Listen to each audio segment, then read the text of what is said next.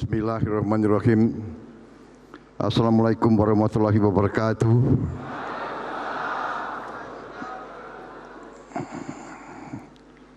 Selamat malam, salam sejahtera bagi kita sekalian. Shalom, salve, om swastiastu, nama budaya, salam kebajikan. Pertama-tama, sebagai insan yang bertakwa, marilah kita tidak henti-hentinya memanjatkan puji syukur kehadirat Allah Subhanahu wa taala, Tuhan Maha Kuasa, Tuhan Maha Besar yang memiliki sekalian alam. Hanya kepadanya lah kita berdoa dan hanya kepadanya lah kita meminta pertolongan. Kita bersyukur atas segala karunia yang diberikan kepada bangsa kita dan kepada kita semuanya, sehingga kita dapat berkumpul di tempat yang mulia ini untuk bersama-sama memperingati hari ulang tahun ke-27 Partai Kebangkitan Bangsa.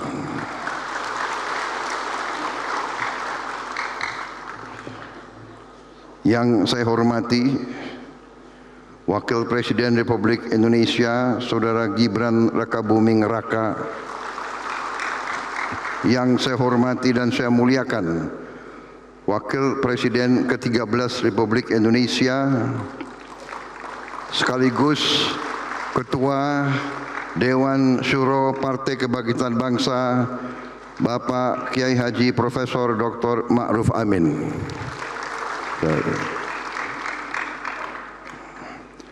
Ketua Umum Partai Kebangkitan Bangsa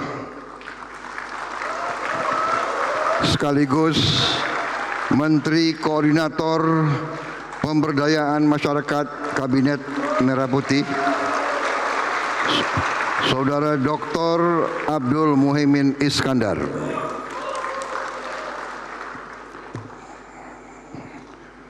Ketua Dewan Pembina Perempuan Bangsa PKB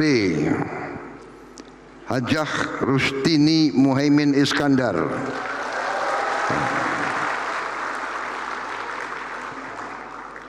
Para pimpinan lembaga negara yang hadir, Ketua Majelis Permusyawaratan Rakyat Republik Indonesia Saudara Ahmad Muzani beserta para wakil ketua MPR RI yang hadir, Ketua Dewan Perwakilan Rakyat Republik Indonesia Saudari Puan Maharani beserta para wakil ketua DPR RI, Ketua Dewan Perwakilan Daerah Republik Indonesia Saudara Sultan Najamuddin beserta para wakil ketua DPD RI, para pimpinan partai politik yang hadir, Ketua Umum Partai Golongan Karya Saudara Bahlil Lahadalia,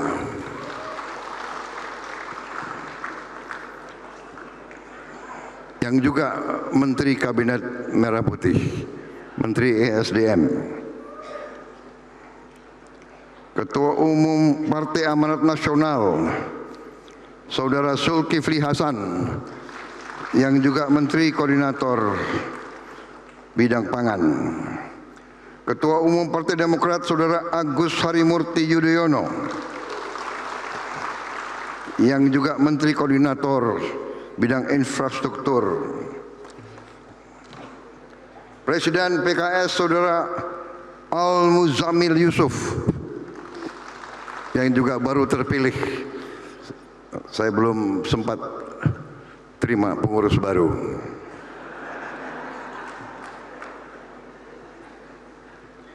PLT Ketua Umum PPP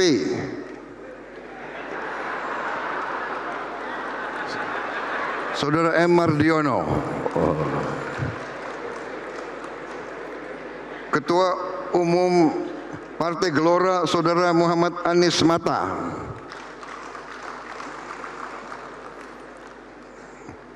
yang juga Wakil Menteri Luar Negeri Ketua Umum Partai Solidaritas Indonesia, Saudara Kaisang Pangarep.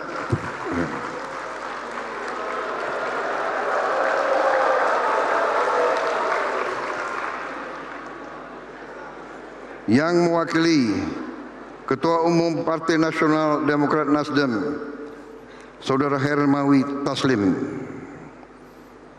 Sekretaris Jenderal.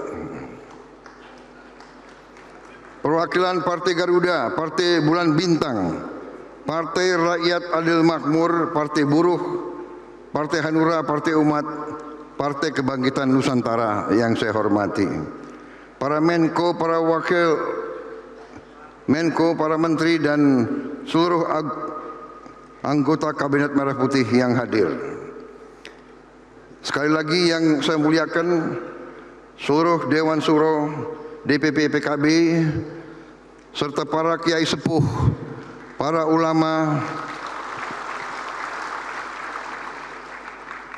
para ibu-ibu nyai Partai Kebangkitan Bangsa, juga Kiai Haji Said Agil Siroj, dan tokoh-tokoh PKB lainnya yang tidak dapat saya sebutkan satu persatu tanpa mengurangi rasa hormat. Yang saya banggakan seluruh pengurus DPW, pengurus DPC, seluruh kader Partai Kebangkitan Bangsa dimanapun saudara berada.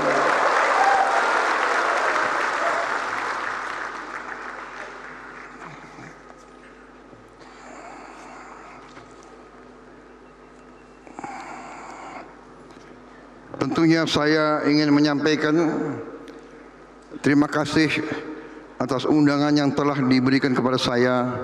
Ini sungguh suatu kehormatan bagi saya untuk hadir dalam acara ini.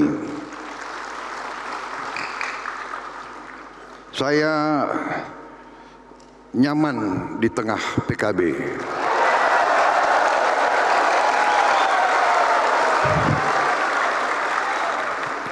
Saya nyaman di tengah Nahdlatul Ulama.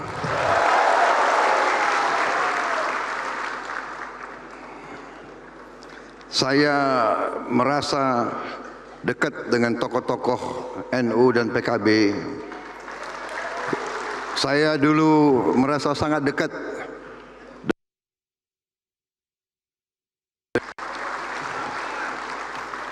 di saat-saat genting, saat-saat krisis besar bangsa Indonesia.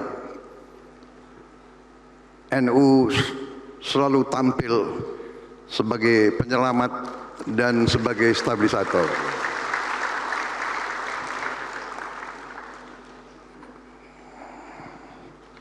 Karena itu juga dengan sikap Nahdlatul Ulama, PKB, yaitu yang dikumandangkan adalah Islam sebagai rahmatan lil alamin. Islam yang moderat, Islam yang sejuk, Islam yang mendamaikan, Islam yang bisa diterima di mana-mana. Karena itu memang NU dan PKB selalu berada di mana-mana.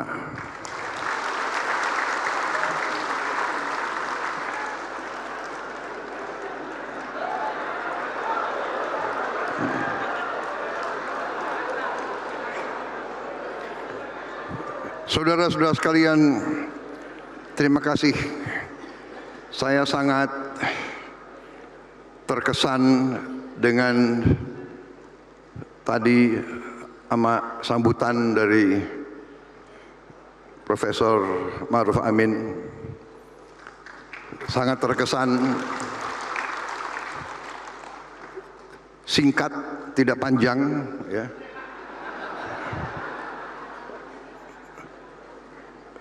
Tapi sangat esensial, sangat substansial, sangat kena kepada inti masalah.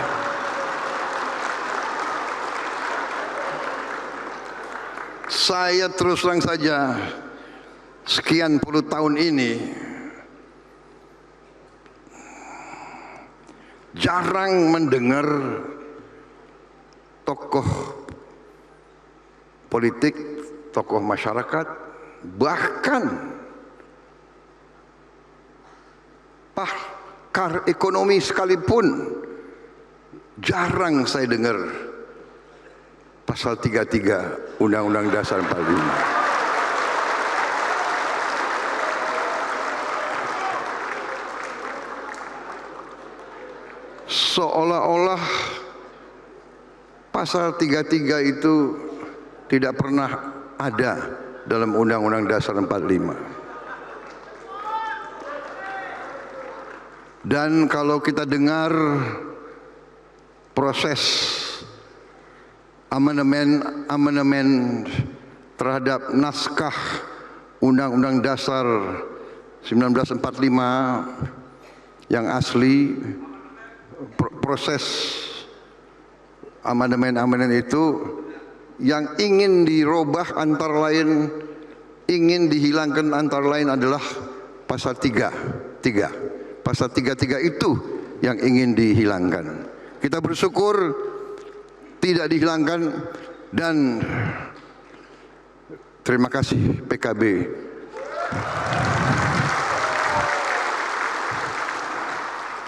Ini masalah yang mendasar. Ini masalah yang mendasar. Pasal 33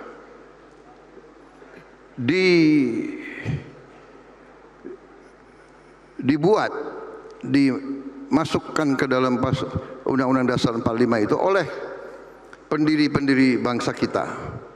Waktu menyusun Undang-Undang Dasar, para pendiri-pendiri di mana di situ hadir tokoh-tokoh dari semua golongan nasionalis, golongan agama, semua. Mereka angkatan, mereka generasi yang pernah mengalami penjajahan. Mereka mengalami hidup di bawah kolonialisme, di bawah imperialisme. Dan imperialisme dan kolonialisme adalah tidak lain bentuk daripada kapitalisme yang intinya adalah mengisap darahnya rakyat banyak dibawa ke negara penjajah. Ini esensinya. Mereka mengalami itu, dan mereka orang-orang yang pandai karena pengalaman itu. Dan karena itu waktu menyusun undang-undang negara, undang-undang dasar negara, mereka tidak mau dijajah kembali. Karena itu mereka taruh pasal 33 itu.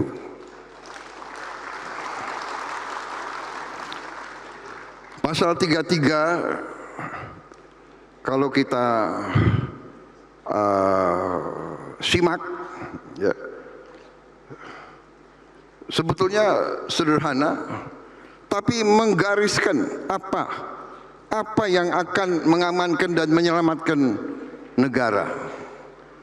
Pertama, karena begini, saudara-saudara, kalau kita bicara negara, kalau kita bicara tujuan negara, ya tujuan negara adalah rakyat yang merasa aman, rakyat yang sejahtera, rakyat yang tidak ada kemiskinan, rakyat yang tidak lapar. Itu tujuan negara.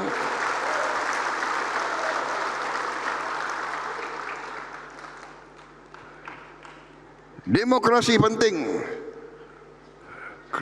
Demokrasi yang formal, demokrasi yang normatif, tapi rakyat tidak punya rumah yang baik, rakyat yang lapar, anak-anak yang stunting, mereka yang tidak bisa cari pekerjaan, ini bukan tujuan bernegara bagi saya dan bagi semua orang yang waras.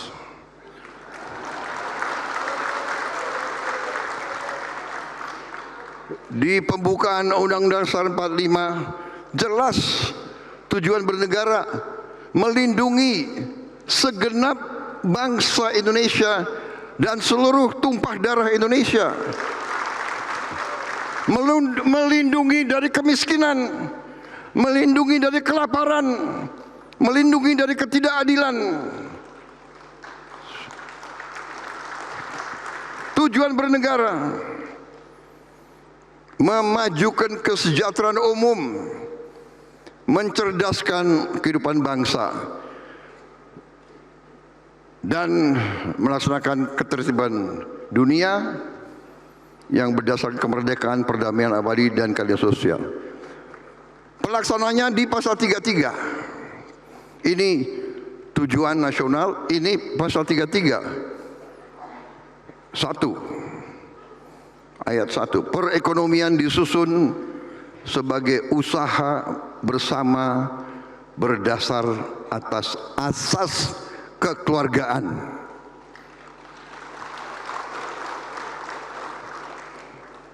Kekeluargaan, bukan azas konglomerasi.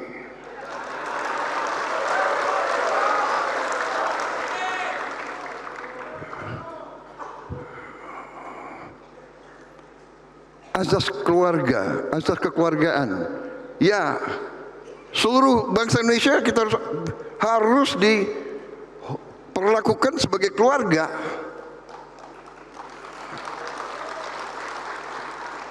Ini bertentangan dengan beberapa mazhab ekonomi, terutama mazhab ekonomi neoliberal. Karena di mazhab neolib ini, menurut mereka nggak apa-apa kalau yang segelintir orang tambah kaya, nggak apa-apa. Biar segelintir orang tambah kaya, menurut teori itu, lama-lama kekayaan itu akan menetes ke bawah. Tapi kenyataannya menetesnya lama banget. Menetesnya 200 tahun, udah mati kita semua itu. Jadi itu gak benar. Nggak benar, tidak akan netes ke bawah. Bagaimana saudara merasa menetes ke bawah? Setetes pun enggak ya? Saudara-saudara, jadi kita diakal-akalin. Jadi saya terima kasih Pak Kiai. Hari ini sebetulnya saya nggak mau pidato panjang-panjang. Bener, saya hari ini sudah berapa kali pidato.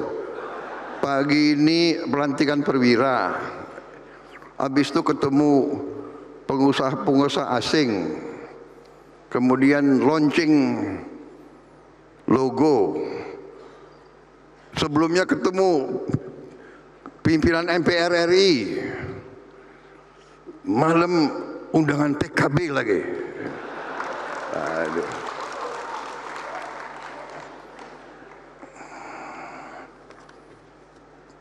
Sebelum kesini saya minum kopi dulu biar semangat.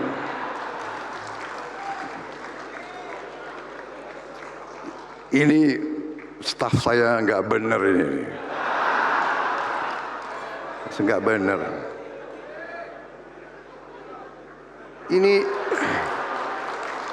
Ini cangkir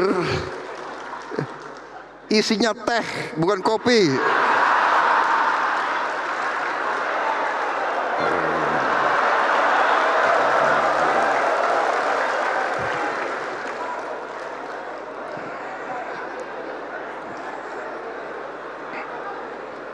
Kopi itu senjata rahasia saya. Kalau saya minum kopi, saya jadi pinter. Wah, brengsek.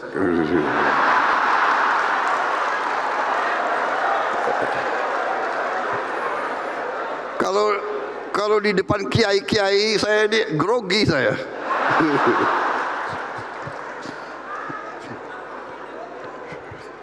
Saudara-saudara, pasal 33 ini senjata pamungkas. Ayat 2, cabang-cabang produksi yang penting bagi negara dan yang menguasai hajat hidup orang banyak dikuasai oleh negara.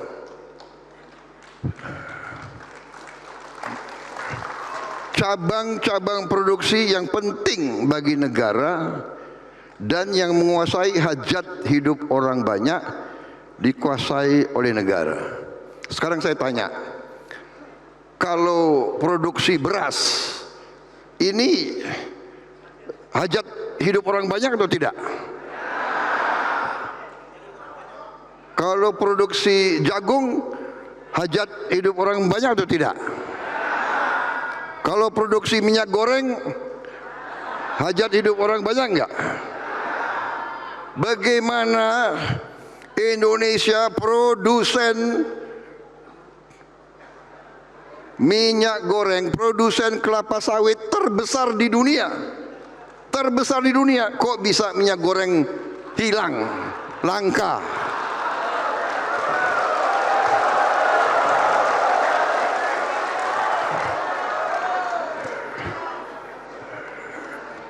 Jadi saudara-saudara,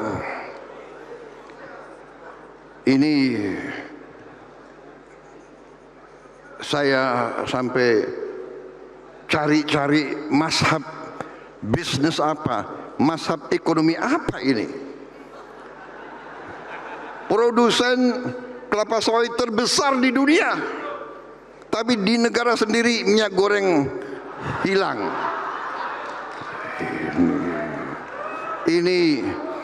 Ini adalah menurut saya kurang ajar.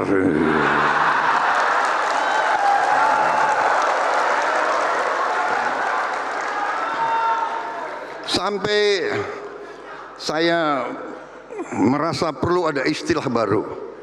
Ini bukan mazhab neolib atau pasar bebas atau kapital, ini mazhab serakah nomics. Serakah nomics. Tolong kawan-kawan kita yang di universitas itu, yang pinter-pinter, tolong buka bidang studi serakah nomics. Saudara-saudara, saya merasa hari ini besar hati PKB, kiai-kiai bersama saya.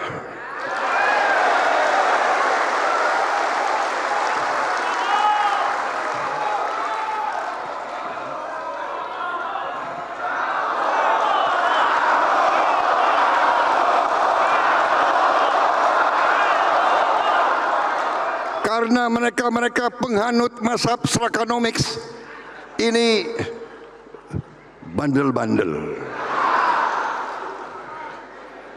Tidak ada wartawan nggak boleh ngomong. Presiden harus bicara sopan-sopan. Tapi karena PKB dan NU ya arus bawah, ya kan? Benar nggak? Kalian ngerti bahasa rakyat, bahasa jalan kalian ngerti, ya kan? Kalau saya bicara bahasa akademis, ya.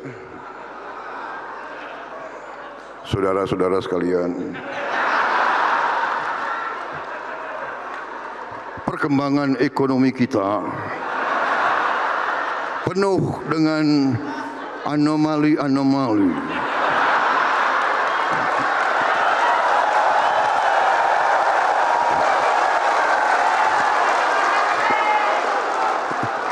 Kalian ngerti nggak? Ya kan? Pasti kalian, di antara kalian ngomongnya nggak muding ini. Opo? Anomali.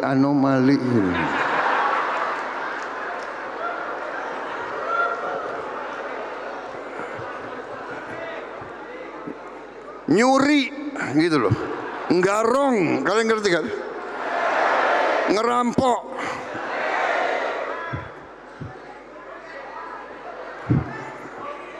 Sorry ya.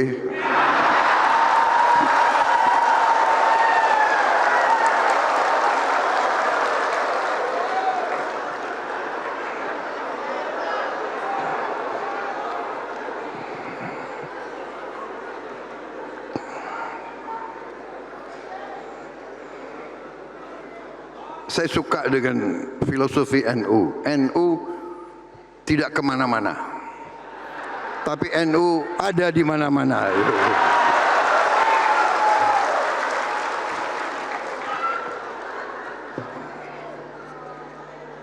Jadi saudara-saudara,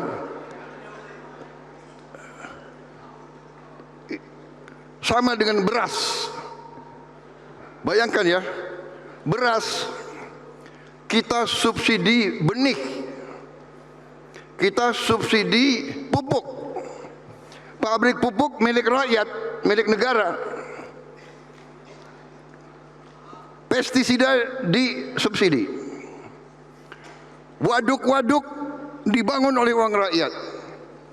Ya, irigasi-irigasi dibangun oleh uang rakyat.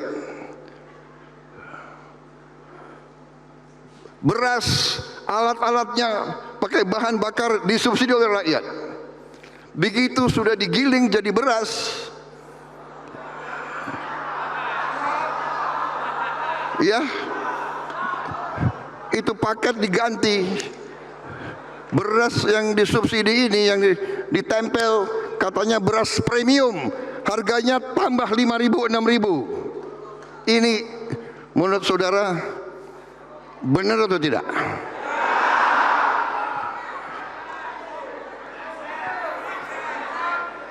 Ini adalah pidana.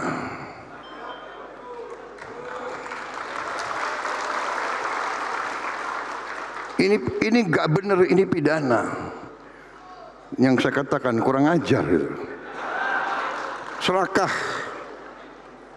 Nggak ada. Dorongannya adalah saya dapat laporan 1 tahun dengan permainan ini, ya.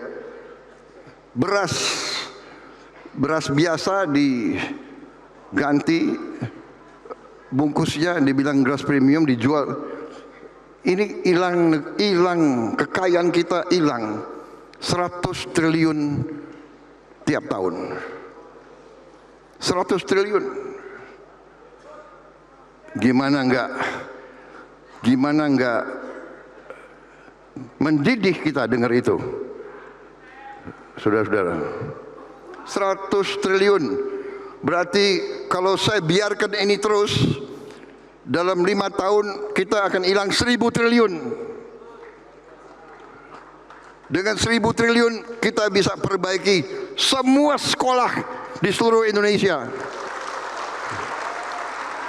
Kita bisa bantu semua rumah sakit, semua pesantren di seluruh Indonesia. 1.000 triliun. Jadi tidak bisa, saya tidak bisa membiarkan hal ini. Saya sudah beri tugas kepada Kapolri dan Jaksa Agung, usut, tindak.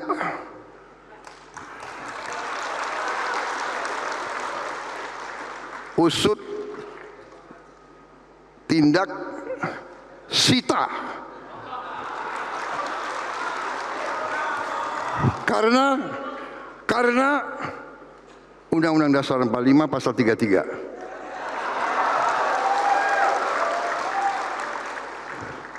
Cabang-cabang produksi yang penting bagi negara.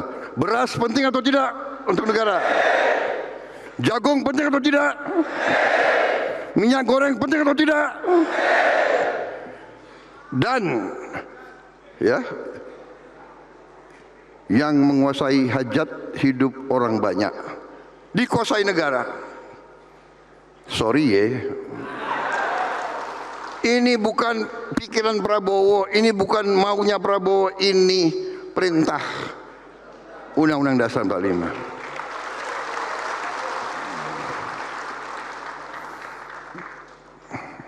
Ayat 3, bumi, tadi PKB lambang bumi,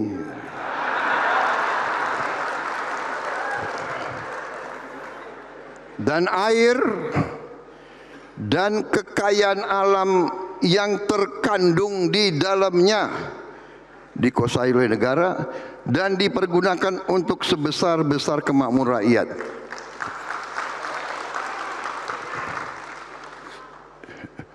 Ini tidak perlu ditafsir lagi ya, ini jelas.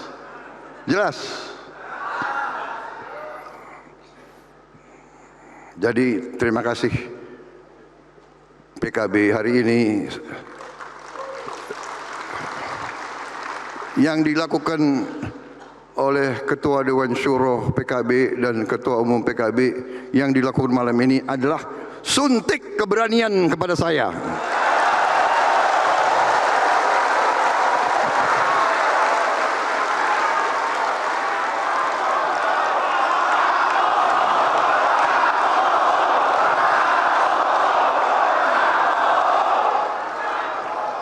Yang tadinya saya sebetulnya udah capek, Gus. Waduh, PKB ya, malam ini PKB. Yang benar, ya, aku harus kasih pidato.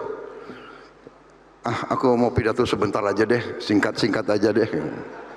Dibuatlah pidato bagus ini. 2 halaman, ya.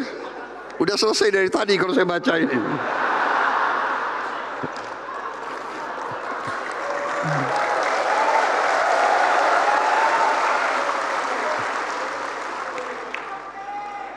Tapi karena melihat kalian-kalian ini ya terpaksalah saya. Apalagi udah disuntik keberanian itu ya.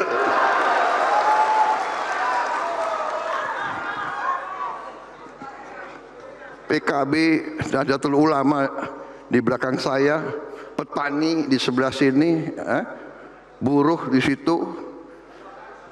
Kok gentar kita? Kok gentar gitu? Saya sebetulnya mau baik-baik aja. Udahlah.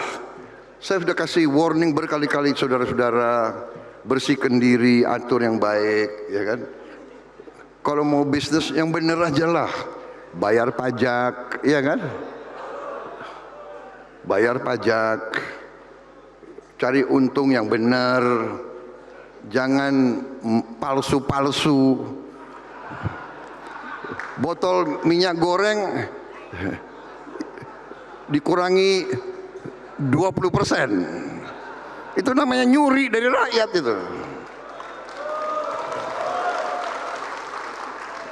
Yang tadi itu 100 triliun tiap tahun. Jadi ya mereka paksakan kita. Sudah 212 perusahaan penggiling padi yang kita buktikan melanggar.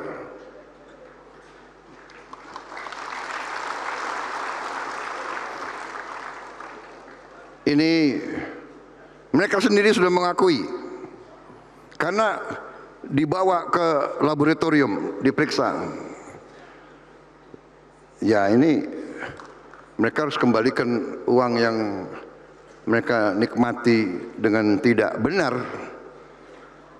Kalau bisa kembalikan 100 triliun ya kita mungkin bisa sedikit meringankan. Saudara-saudara,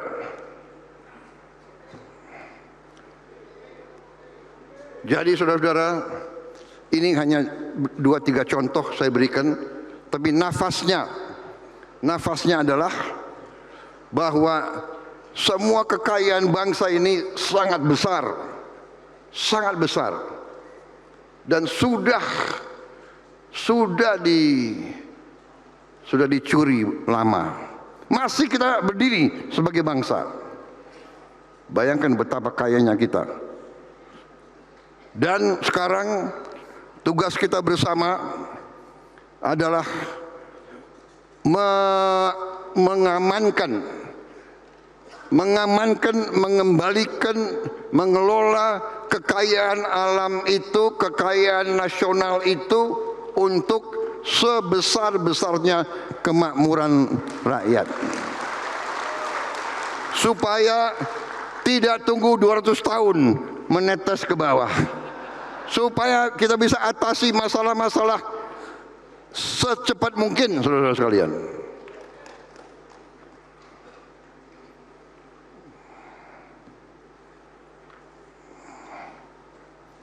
Saudara-saudara, saya kemarin dari Solo ke Klaten. Dari Solo ke Klaten, di pinggir jalan anak-anak sekolah semua, guru-guru semua, rakyat keluar dari rumah. Saya pikir ini kan sudah bukan kampanye lagi, tapi sudah mereka berdiri berjam-jam. Saya keluar dari kendaraan saya buka, saya berdiri di atas. Saya berdiri di atas, saya dengar anak-anak itu, anak-anak teriak, "Pak, makan bergizi, Pak." Saya lihat, "Sudah sekolahmu?" "Belum, Pak."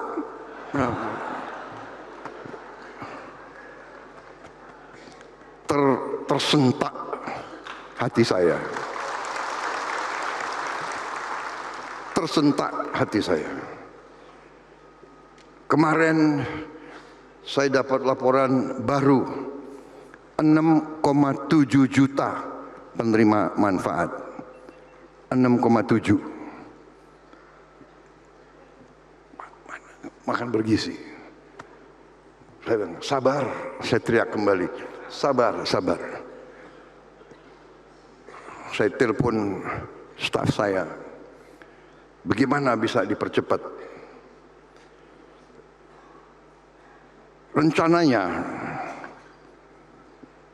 akhir Agustus baru kita akan mencapai 20 juta penerima manfaat. Akhir Agustus rencananya. Tapi saya minta, bagaimana caranya, pikirkan bagaimana kita bisa mempercepat. Mereka laporkan, "Pak, ternyata kita mungkin bisa mempercepat." Dan inilah yang saya titip sama staf-staf saya, kepala badan dan semuanya. Anak-anak itu sangat mengharapkan. Anak-anak itu faham bahwa tata kelola uang negara tidak bisa begitu saja. Tiap sen harus kita jaga. Berarti harus dilatih pengurus-pengurus dapur, harus disiapkan, mereka harus ditatar, mereka harus mengerti cara mengelola uang, dan itu butuh waktu. Tapi mereka lapor ke saya, "Pak, ini bisa dipercepat, kemungkinan besar kita bisa mencapai angka 20 juta itu, insya Allah sebelum 17 Agustus. Dan sesudah itu akan naik terus, dan kita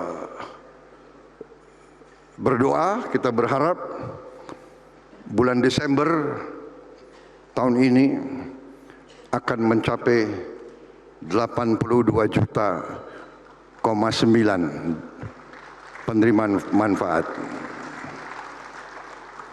Ini menjadi sesuatu yang diperhatikan oleh bangsa-bangsa lain. Waktu saya keluar negeri, banyak pemimpin bertanya, dan bahkan banyak yang mengirim tim ke Indonesia belajar bagaimana kita mencapai hal ini.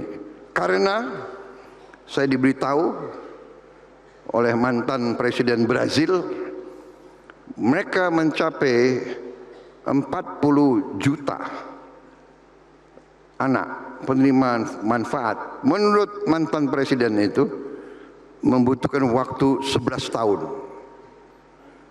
Jadi Indonesia ini sekarang ini banyak boneknya. Yang negara lain butuh 11 tahun, kita nekat. Kita tahun ini kita akan buktikan Indonesia bisa menghasilkan penerima manfaat 82,9 juta dalam 1 tahun. Tapi tentunya ini harus kita buktikan.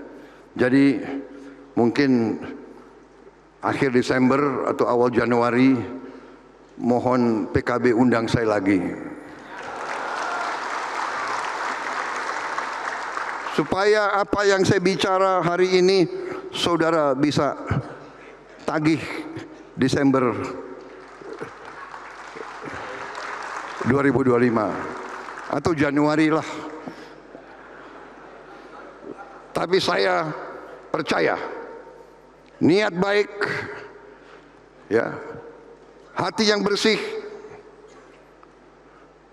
tujuan yang mulia, kita akan diberi jalan oleh Yang Maha Kuasa.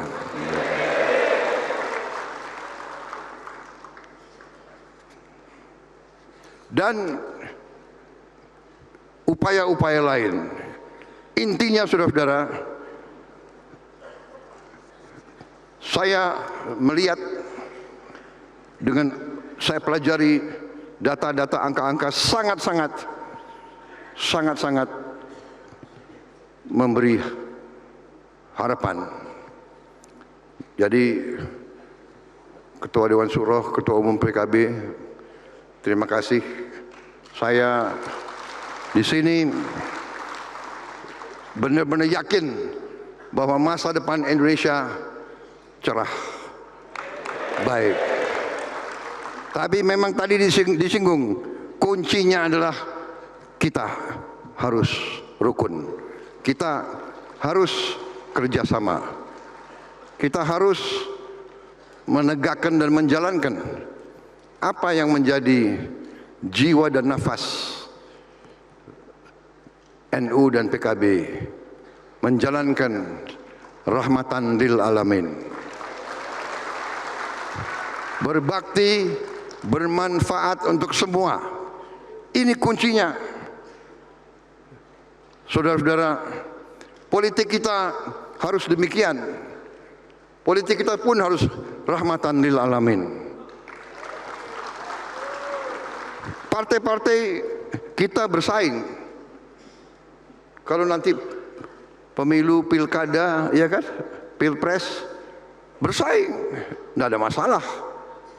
Selesai bersaing, rukun kerjasama. Karena kita mau mengabdi ke rakyat kok. Nggak ada masalah. Dalam koalisi, di luar koalisi, kita butuh pengawas, kita butuh koreksi. Tapi kita mau koreksi benar-benar dari wakil rakyat juga. Jangan orang mengangkat dirinya sendiri, habis itu dia ngatur-ngatur kita. Enak aja. Ya Gus. Ya, nggak keringat, nggak berdarah-darah, tapi omon-omon komentar.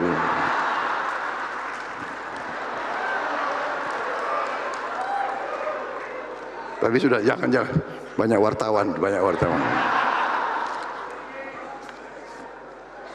Cukup ya? Hah? Cukup.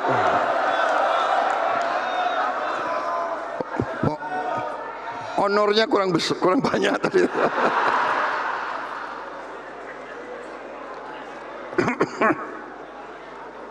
Memang situasi dunia sedang tidak baik-baik saja. Kita tahu itu. perang di sini, wah. Tapi Indonesia memang berusaha menjaga kita non-blok, kita hormati semua, ya, kita baik. Di bidang ekonomi tidak hanya kita, semua negara sedang menghadapi Amerika Serikat yang alot, punya garis alot. Tapi ya itu fakta, kita harus berurusan. Dan pendekatan saya adalah, tanggung jawab saya adalah melindungi kepentingan bangsa Indonesia. Kewajiban saya adalah melindungi rakyat Indonesia. Dalam bidang ekonomi, saya harus menjaga asal tidak ada alasan untuk PHK pekerja-pekerja kita. Karena itu, ya, saya bermusyawarah, saya negosiasi.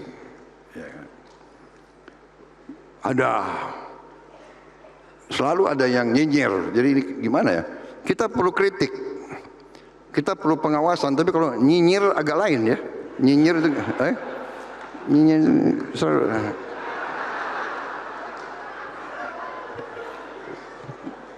Kita nggak ada yang benar gitu, ya kan? Kita mau kerja baik, itu nggak ada yang benar. Makan bergizi gratis di awal-awal bilangnya nggak ada gunanya makan bergizi gratis, ya kan? Malah ada yang dipertanyakan, mau makan bergizi gratis atau pendidikan gratis? Saudara-saudara, Undang-Undang Dasar 45 itu mewajibkan kita untuk pendidikan gratis. Kita harus mencari jalan untuk memberi pendidikan gratis untuk rakyat kita. Jangan dipertentangkan. Tapi anak-anak yang lapar tidak boleh dibiarkan lapar. Dia masa depan kita. Jadi saudara, percayalah, Indonesia akan bangkit. Indonesia akan berhasil. Percayalah, presidenmu yang telah kau pilih akan bekerja sekeras-kerasnya untuk kepentingan seluruh rakyat Indonesia, bukan kepentingan segelintir orang, untuk kepentingan seluruh rakyat Indonesia. Dan benar, saya telah bersumpah kepada diri saya rela jiwa raga saya berikan untuk rakyat Indonesia.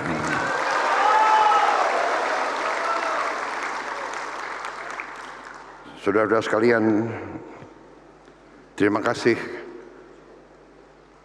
pernyataan sikap dari PKB. PKB jelas warnanya sekarang.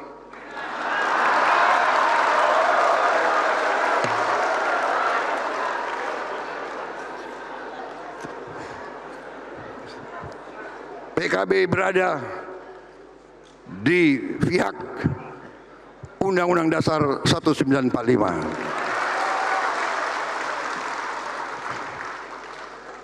Saya yakin semua ketua umum partai di sini, saya yakin tergerak oleh fatwanya Ketua Dewan Syuro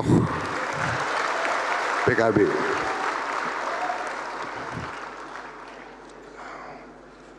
Dan saya percaya rakyat Indonesia tidak bisa dibohongi lagi. Rakyat Indonesia tidak boleh dianggap bodoh. Rakyat Indonesia merasakan yang benar itu benar dan yang salah itu salah. Rakyat Indonesia tahu. Rakyat Indonesia tahu siapa yang berada di jalan yang benar, siapa yang berada di jalan keadilan, kebenaran, kejujuran. Wassalamualaikum warahmatullahi wabarakatuh.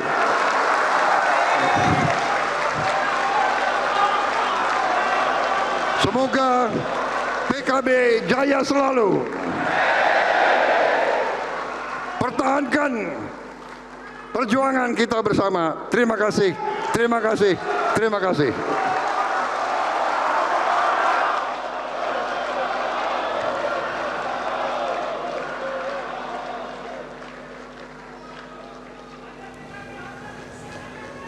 Ya, baru saja kita saksikan pidato dari Presiden Prabowo Subianto di Harlah ke-27 PKB yang tadi banyak memaparkan kepentingan dari pasal 33 UUD 45 yang menempatkan kemakmuran rakyat sebagai prioritas. Tadi Prabowo menyatakan komitmennya mengembalikan sistem ekonomi nasional sesuai dengan pasal 33 UUD 45 ini.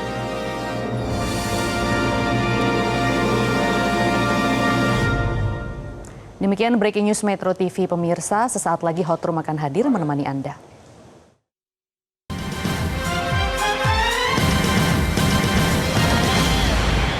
Jelajahi cara baru mendapatkan informasi. Download Metro TV Extend sekarang.